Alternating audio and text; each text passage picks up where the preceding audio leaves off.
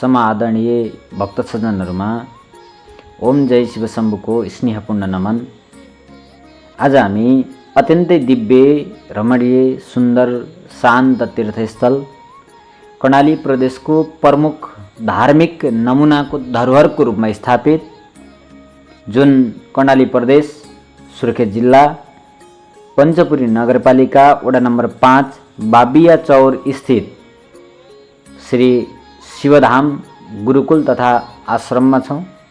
यहाँ आएर हामीले गुरुदेव लगायत गुरुकुलमा अध्ययनरत बटुकहरू लगायत स्थापित समस्त देवीदेवताहरूको पनि दर्शन गर्ने सौभाग्य हामीले प्राप्ति गऱ्यौँ।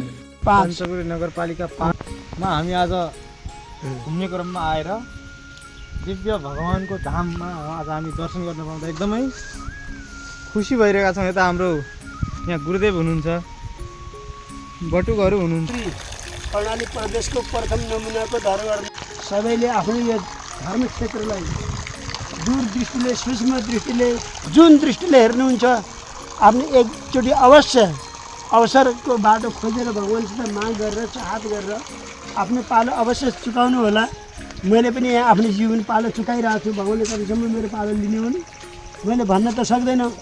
दूरदृष्टिको जीवनको अन्तराल कस्तो होला, भगवानको धाम हो, यसको निष्कर्ष मैले लिन सक्दैन। भगवान सधैँ लिनेवाला हामीहरूको प्रभुदाता छन्।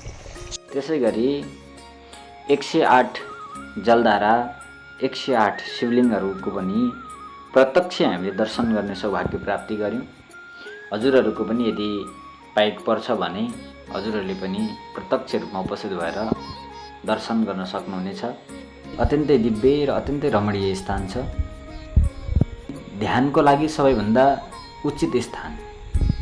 यो पनि भक्तजनहरूले हेर्नु भएको छ, देख्नु भएको छ, अथवा कसैले नदेखे व्यक्तिहरूले यहाँ यसो शिवधाम पर्यटनको क्षेत्रमा रम्न घुम्न आनन्द परमानन्दको धाम शिवशक्ति धाममा हजुरहरू पनि आउनु चाहिँ नछुटाउनु होला। एकचोटि अवश्य दर्शन दिएर स्वरूप देखाएर आफूले एकचोटि आफ्नो अवतार यहाँ अवश्य प्रकट गरिदिनु म धेरै अनुरोध गर्दछु।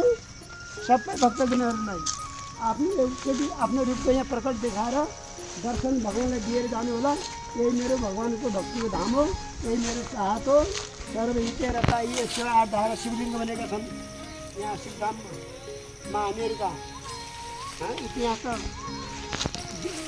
2063बाट यो इतिहास हो।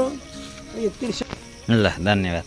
शिव शिव शिव भो रे महादेव शम्भो।